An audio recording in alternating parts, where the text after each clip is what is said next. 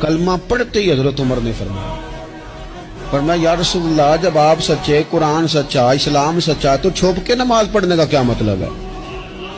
فرمایا ابھی تعداد ہی کوئی نہیں، 40 تو مسلمان ہیں۔ عرض کی حضور مہربانی کریں نا، آپ صرف اجازت دیں۔ 20 لوگوں کی صفیں بنا دی گئیں، ایک صف کے آگے حضرت عمر ہیں، ایک صف کے آگے حضرت امیر حمزہ ہیں۔ جناب عمر کہنے لگے چونکہ آپ اللہ کے رسول ہیں تو لہذا نماز بھی آج اللہ کے گھر میں پڑھی جائے گی۔ تو حضرت عمر بیت اللہ شریف کے بیچ کھڑے ہو کے نعرہ لگاتے ہیں، فرماتے ہیں میں عمر ہوں، تم مجھے بھی جانتے ہو، میرے باپ کو بھی جانتے ہو، تم میرا قبیلہ بھی جانتے ہو، میں نے پڑھ لیا ہے محبوب کا کلمہ۔ اب جس نے بچے یتیم کرانے ہو اور اپنی بیوی بیوہ کرانی ہو وہ آئے اور مجھے روکے۔ یہ محبوب اللہ کے ہیں اور گھر بھی اللہ کا ہے، تو نماز بھی آج اللہ کے گھر میں پڑھی جائے گی۔